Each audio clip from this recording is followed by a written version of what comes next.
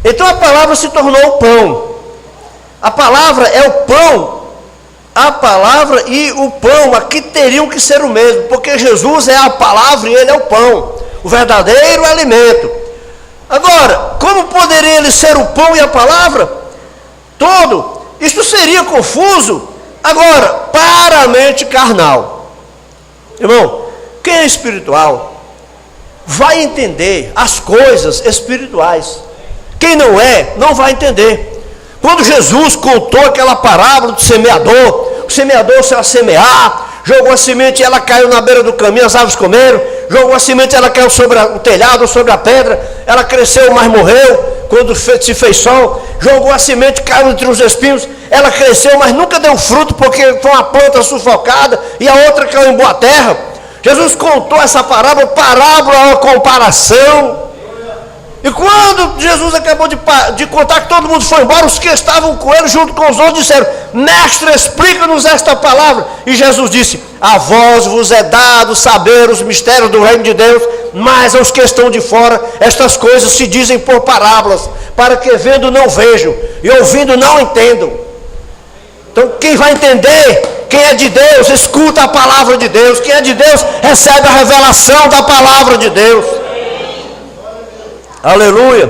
Então isso seria confuso para a mente carnal. Mas estamos esperando nesta manhã que não existam mentes carnais entre nós, que existam mentes espirituais do nosso meio. Amém. Nós esperamos isso. Aleluia. Leia a palavra de Deus, se alimente da palavra de Deus, para que possamos compreender o que o Pai está tentando nos trazer aqui. Vendo que estas palavras estão confusas, porém, ao mesmo tempo, elas são escrituristicamente a verdade, são verdadeiramente da Bíblia. Agora, como poderia este homem ser pão? Isto é o que eles disseram, isto é o que eu creio, Joséfos. Muitos de vocês historiadores, como eu tenho estudado isto. Agora, eu estou escrevendo um livro, o meu comentário nos primeiros capítulos de Apocalipse. Espero que ele saia logo, será um livro grande. Então eu farei um livro de cada era da igreja. E eu estava estudando a história da igreja. Eu era como no meu pensar, eu creio que foi Joséfos, que é um dos antigos escritores. Não somente, ele era historiador. De qualquer modo, que disse que este Jesus de Nazaré, o qual saiu curando os enfermos, disse: seus discípulos o desenterraram e comeram o seu corpo. Eles estavam tomando a ceia. Depois que Jesus morreu, ressuscitou, os discípulos passaram a tomar todas as semanas, no primeiro dia da semana, a comer do corpo e do sangue de Jesus Cristo. Mas era simbólico, como era comendo o pão e bebendo o vinho, o corpo e o sangue. Mas o Joséfos ouvia contar. E a mente dele era carneiro, não tinha revelação. Então o que ele comentou? Que eles tinham roubado o corpo de Jesus, estavam comendo os pedacinhos. Uma mente natural. Eles estavam tomando a ceia. Eles pensaram que eles haviam desenterrado o seu corpo e que estavam comendo o seu corpo. Pois nós realmente comemos a comunhão, ou tomamos a comunhão na forma simbólica do seu corpo, porque ele é a palavra, é o pão da vida. Agora, veja, isto é confuso. A mente natural não entende as coisas de Deus, irmãos. A Bíblia todinha é Deus. Uma vez duas gêmeas lá em Fortaleza, lá, conversando com ela disse que a Bíblia não é a palavra de Deus. A Bíblia contém a palavra de Deus, porque na Bíblia tem coisa que não é inspirada, irmãos. A Bíblia não contém a palavra de Deus, não. A Bíblia é a palavra de Deus, e tudo que está na Bíblia é inspirado por Deus. Você pode não compreender, mas tudo que tem na Bíblia é inspirado por Deus. Aleluia. Agora,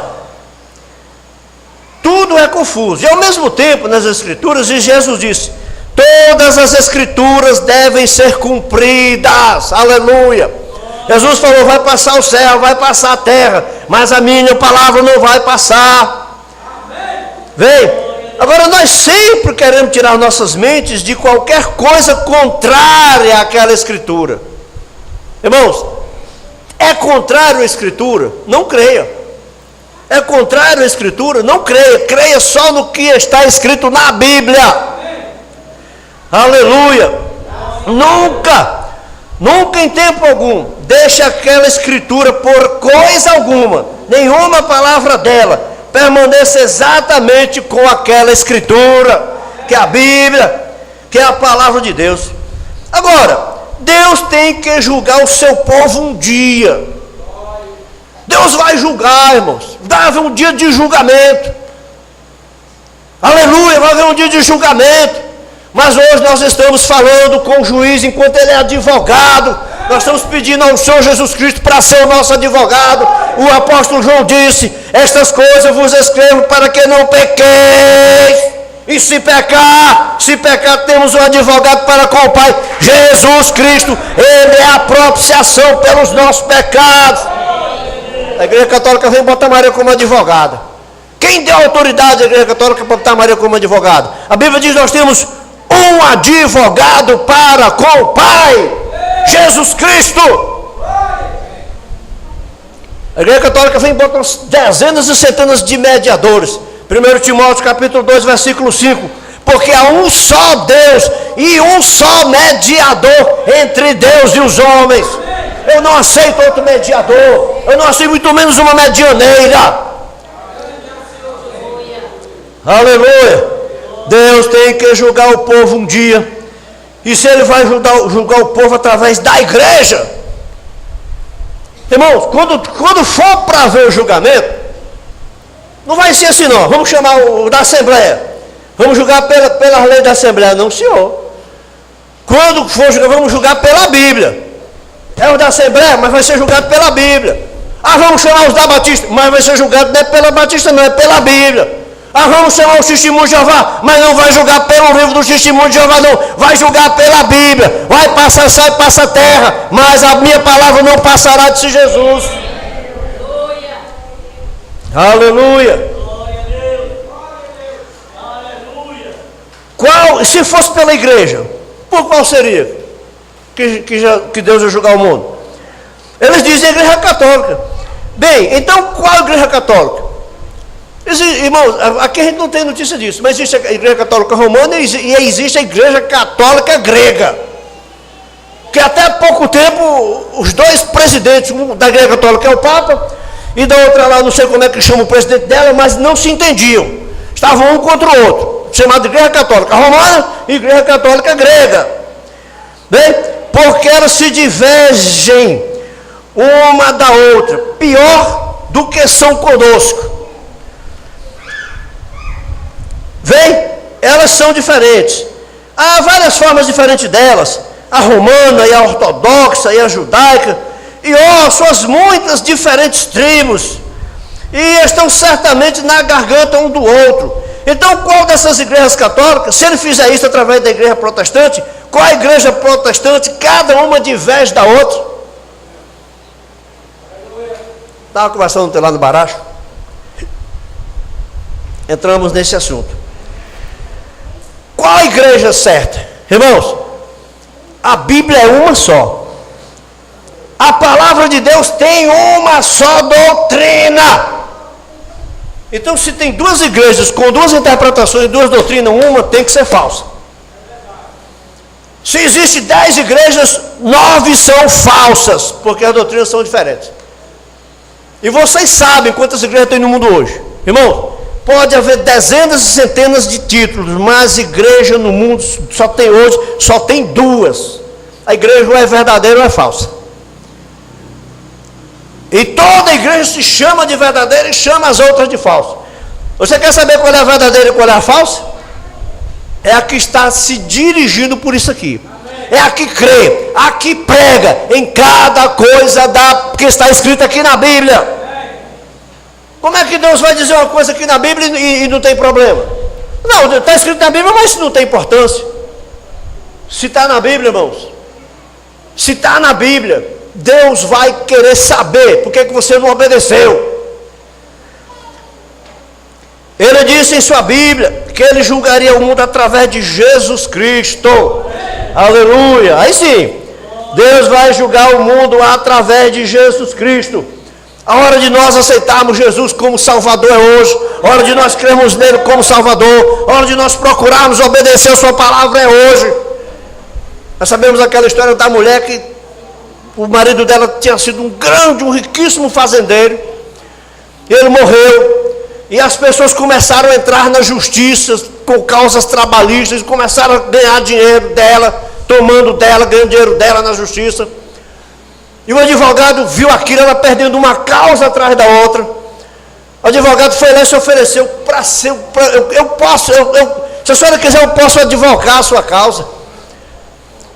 Ela já estava zangada, já estava contrariada. Ela maltratou o advogado. Você deve ser igual a qualquer um deles a mais. Você quer dinheiro também. E pronto, e foi embora. Mas passaram-se uns 5 anos e ela todo ano perdia uma causa. Ela viu que ia para falência. Ela disse: eu vou procurar aquele advogado, quem sabe talvez ele possa me ajudar. Ele disse que me ajudaria. Aí chegou no advogado e pediu ao advogado: advogado, minha senhora, naquele tempo eu poderia ser o seu advogado, hoje eu sou o juiz que julga as suas causas. Irmãos, hoje Jesus é o nosso advogado. Jesus é o advogado de todo aquele que quer ser salvo. Jesus é o advogado de todo aquele que peca. Como é que eu não posso? O que eu vou fazer? Não, pecou, não tem mais jeito. Pecou, tem um advogado. Pecou, tem um advogado para com o Pai. Um advogado que não perde uma causa. Agora, será que alguém vai entender assim? Eu vou pecar e tem um advogado. Vou pecar e vou para o advogado defender. Vou pecar para o advogado defender. Irmão, até do natural, o tipo do espiritual. Às vezes tem pessoa que passa a vida inteira, nunca precisa de um advogado. Por quê? Porque não faz nada errado. Quem vive todo o tempo atrás de advogado é porque está todo o tempo errando. Não, a Bíblia diz para não pecar. Advogado é se precisar. O cristão não é para viver no pecado, o cristão é para viver na santidade de Deus, da palavra. Aleluia. E ele disse em sua Bíblia que ele julgaria o mundo através de Jesus Cristo. E nós lemos aqui que Jesus é a palavra, Hebreus 13:8. Jesus Cristo é o mesmo ontem, hoje, eternamente. Então, portanto, ele julgará a igreja através de sua atitude para com Cristo. Irmão, qual a atitude que você está tomando em relação ao Senhor Jesus Cristo? Porque Cristo é isso aqui, ó. Cristo é a palavra. Qual a atitude que você está tomando? Como é que você está encarando a Jesus Cristo? Como é que você está encarando a sua palavra? Então, portanto, nem só de pão viverá o homem, mas de toda palavra que sai da boca de Deus, não da boca do homem. Irmãos, você não pode pregar o evangelho sem pregar de roupa. Como é que você prega o evangelho sem roupa?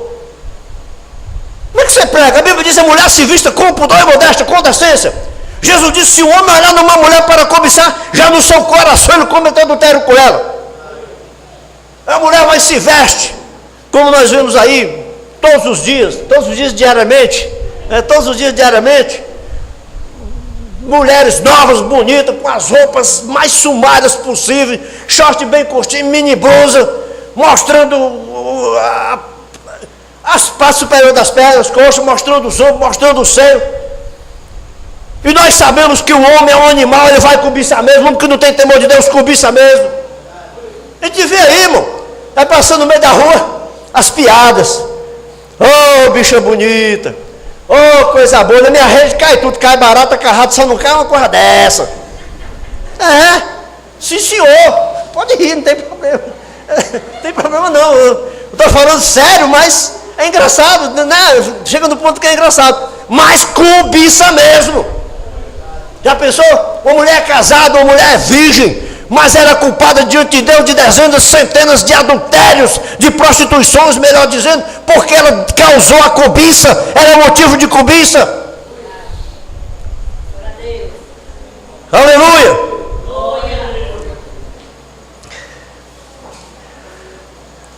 Jesus Cristo viverá de toda a palavra que sai da boca de Deus, não da boca do homem. Aí você vai encontrar aí: não, eu não prego evangelho de roupa, eu prego. Paulo disse: a mulher se vista com pudor e modéstia, com decência. Que a aparência verdadeira da mulher não seja por fora, mas sim por dentro, no homem interior, no homem que se reveste de Cristo. Mulher não deve cortar o cabelo. 1 Coríntios capítulo 11, a Bíblia diz que se a mulher cortar o cabelo, ela é desonrosa diante de Deus.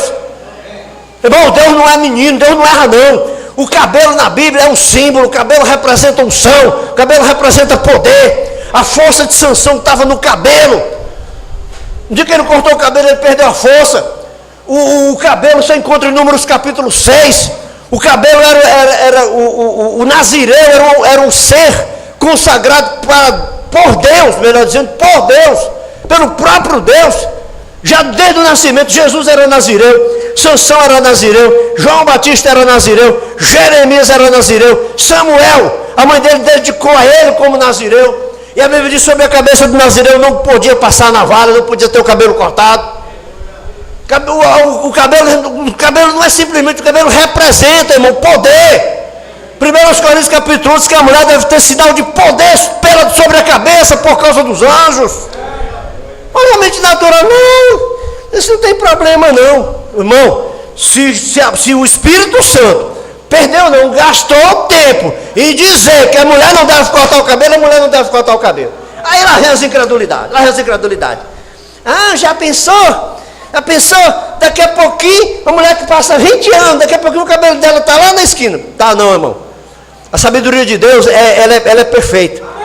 Você não vai ver dificilmente o cabelo de uma mulher dar 1,5 metro. É difícil, é preciso ser muito bem cuidado. É quase 2 ou 3 em 100. Não cresce não. O nosso cabelo cresce 1 centímetro. Mas depois de um certo tamanho, ele atrofia, ele não cresce mais não. Depois de um certo tamanho, ele atrofia, irmão. Deus é perfeito. Porque se fosse assim, daqui a um pouco a mulher estava com 200 metros de cabelo. Deus é perfeito. Deus não precisa ser ensinado por ninguém. Aleluia. Aleluia. O homem deve viver através daquilo, e somente daquilo, não através de interpretações humanas, interpretando a Bíblia humanamente, mas a própria palavra de Deus. Bem, você diz, há um engano aqui. Se há, Deus é responsável por ele. Ele o trouxe para mim, vem, isto é o que eu devo tomar, aqui está o que ele disse, amém. Agora, se isto está um tanto confuso, e a respeito do homem ser pão e ser a palavra, vamos agora examinar isto. Vamos examinar, porque a Escritura é toda verdadeira, aleluia. A Escritura é toda verdadeira, e elas jamais poderiam ser rompidas.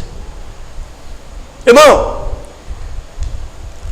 a Bíblia é tão minuciosa nos detalhes, que tem aquela profecia que nem um osso seu se quebraria. Aquela profecia era exclusiva do Senhor Jesus Cristo.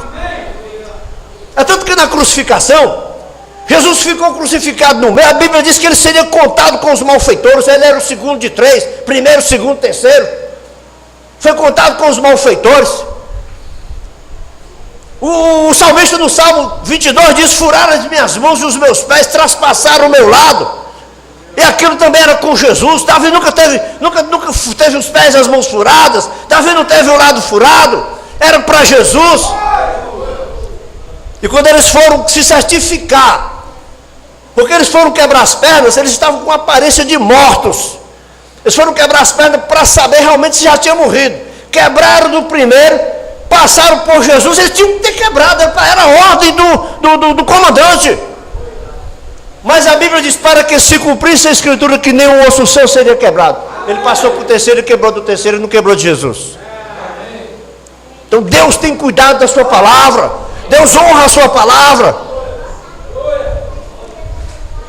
Então não tem confusão. A Escritura não pode ser rompida. Cada Escritura será cumprida. Não importa quão estranho isso pareça, aquilo será cumprido. Vai ser cumprido. E seu irmão Williams, algum dos irmãos aqui, nosso tataravô, ambos poderiam entrar em cena nesta manhã. E digamos, bem, se lhes mostrássemos uma televisão E talvez alguém profetizasse lá atrás em seus dias. O profeta não profetizou o carro. O profeta não profetizou o carro. Não, capítulo 2, versículo 4. Os carros se chocarão pelas praças, os carros andarão pelas praças, os carros se enfurecerão nas praças, chocar-se-ão pelas ruas, o céu parecer como de tochas, correrão como relâmpagos. Então, o carro pega o carro, acelera o motor, então, achou que o carro estava enfurecido. O carro se enfurecerá nas praças porque foi zoado, corre como relâmpago. O máximo que viu correr um cavalo. A pessoa, o profeta vindo no carro a 120, 140 por hora, passa ligeiro. Ele profetizou. Então, se dissesse que ia ter televisão, irmão, o celular. A pessoa, se Paulo ressuscitasse hoje, aí vê a gente falando, esse povo está ficando doido, está com umas caixinhas nos ouvidos, falando sozinho. E talvez alguém profetizasse lá atrás em seus dias, dissesse, haverá um tempo que você poderá ouvir vozes ao redor do mundo. Irmão Brando está falando do tempo da televisão. No tempo do irmão Brando, nem internet não tinha. Agora a gente pode conversar com uma pessoa assim, se vendo, em qualquer lugar do mundo, Estados Unidos, em qualquer lugar do mundo. Pelo celular, pelo computador. Eles diriam, bem, deixa o pobre sujeito em paz, ele perdeu a sua mente. E haverá um tempo em que as cores fluirão pelo ar. As ondas de rádio e televisão, a internet, nós estamos lançando aqui cores pelo ar. Elas estão indo, elas vão e voltam. Se você for bem ali para o computador, a imagem vai via satélite e desce para cá de novo. As cores andando pela, até voando, nós estamos voando por aí também. E pessoas se movendo e coisas bem em uma tela. Bem eles diriam, pobre sujeito, vem. Mas agora nós temos isto. Bem aqui neste salão, nesta manhã. E eu quero te deixar consciente disto, antes de nos aproximarmos mais. Que Deus está neste salão. O autor desta palavra aqui. Deus está aqui. Aleluia.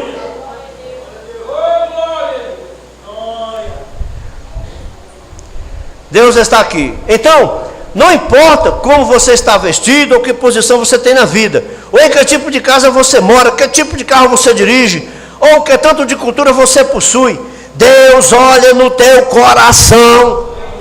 Aleluia. Deus olha no coração. No céu não vai precisar de cultura, de estudo, de formação, mas como eu tenho dito aqui vai precisar de estudo, de cultura e de formação. Aqui quem não batalhar, quem não estudar, quem não procurar uma profissão não vai ser bem sucedido financeiramente não, irmão. Esse negócio de fazer campanha para ficar rico, isso é engano. Fazer campanha para ficar rico. Igreja aí, faça a fogueira santa. É fogueira mesmo, é para tocar fogo. Vem da sua casa e bota na fogueira. É melhor você fazer, pegar gasolina e tocar fogo na casa, porque é a mesma coisa, vai perder a casa. Deus não está negociando carro com ninguém não, irmão. Deus não é, como é que se diz? Deus não é corretor de imóvel não, irmão. Deus pode nos dar, mas não vender, não negociar com Deus. Ele olha em seu coração. E somos julgados pelo nosso coração. Nem mesmo por nossas palavras.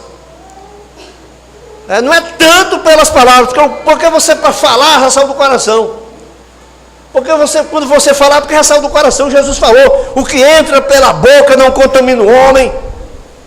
Seja o que for que você comer, não contamina o homem. O que sai pela boca contamina, porque vem do coração. E do coração procedem adultérios, homicídios, procede tudo. Antes de fazer, você pensa. A boca fala do que o coração está cheio, se não é hipocrisia. Hipócrita é quem fala uma coisa e faz outra. Esse é o hipócrita. Hipócrita nem, irmão, a pessoa pensa em hipócrita, você pensa logo só no pecado. Fariseu não tinha pecado e era hipócrita. Fariseu não tinha pecado, ele era hipócrita. Jesus falou, vocês por fora são tão bonitinhos, tão pintadinho de branco, por dentro está tudo podre, é um cemitério, é cheio de osso de morto. E nós sabemos que a Bíblia diz que eles não tinham nenhum pecado, irmão. Por fora não. O pecado deles, eles estavam por não terem a revelação. Não terem a revelação de Deus. Crucificaram Jesus. Agora, observe. Nós vamos terminar. Já está com quanto? Está 42. É por aqui mesmo. Agora observe Deus. No princípio, a primeira coisa que Ele deu a seus filhos para que vivessem foi a sua palavra. Primeira coisa foi a sua palavra. Por que foi que Adão e Eva morreram? Porque não obedeceram a sua palavra. Foi só por isso. Foi só por isso. Não obedeceram a sua palavra. Aceitaram uma palavra do diabo que vinha por intermédio da serpente. A serpente chegou e procurou interpretar a palavra para Eva. Olha, Deus disse que vocês não podem comer. Não, Deus disse que nós podemos comer de todas as árvores, menos do fruto da árvore da ciência do bem e do mal, porque no dia em que dela comermos nós morreremos. A serpente interpretou para Eva: não morre não, é o evangelho bonzinho. Não, Deus não vai. Irmão, existe um tipo de forma aí, que eles creem que até o diabo vai receber perdão de Deus. Até o diabo vai receber perdão de Deus. Eu não creio nisso. A Bíblia diz que haverá um lago que arde com fogo e enxofre, e o diabo será atormentado dele também. Então, a serpente diz: não, morre não. Ah, não, mas Deus disse que morre. Não, mas não morre não. Ele disse que Deus é bom. Acha que Deus... Aí vem os argumentos: acha que Deus ia criar vocês para depois matar? Aí a Eva, né, raciocinou: é mesmo. Deus criou a gente e agora vai matar? A serpente falou a verdade, né? Quer dizer, falou o engano, induziu a mente de Eva. Vocês serão iguais a Deus sabendo o bem e o mal. Isso era verdade. Mas de que adianta sabendo fazer o bem e o mal, se a tendência do ser humano só é para o mal, meu irmão? Então veja, Ele deu, foi a sua palavra. Agora sabemos que isto é a verdade. Então no meio da Bíblia nós ouvimos Jesus chegar e dizer: o homem viverá através de cada palavra de Deus. Aleluia! Que procede da boca de Deus. Então Apocalipse 22, o último livro da Bíblia, 22:18, Jesus ele mesmo fala outra vez e diz: eu testifico destas coisas, se alguém adicionar uma só palavra a isto, ou tirar uma palavra desse livro. Foi o que a serpente fez, trocou uma palavra, trocou um sim pelo não. Irmãos, eu posso não dar conta de viver o que a palavra diz, mas eu creio no que a palavra diz. Se a Bíblia diz é isso, eu creio nisso. Se alguém adicionar uma só palavra. Agora, veja, não é o nosso bom comportamento. Isto é apenas algo que acompanha isto. Temos que ter um bom comportamento. Isto não é a nossa lealdade da nossa igreja, e isto acompanha aquilo. Eu estava falando lá, né? Não, eu aceito Jesus, mas eu sirvo a Deus na minha casa. Jesus não falou que você pode servir a Deus na casa, ele falou que você tem que servir a Deus na igreja. Jesus falou: a chave do reino do céu está na igreja. A igreja liga no céu e desliga no céu. Jesus não disse que dentro da sua casa você se liga? Você tem que ter um pastor, você tem que ter um guia espiritual para lhe conduzir. A Bíblia diz que Jesus põe na igreja pastores para conduzir a igreja.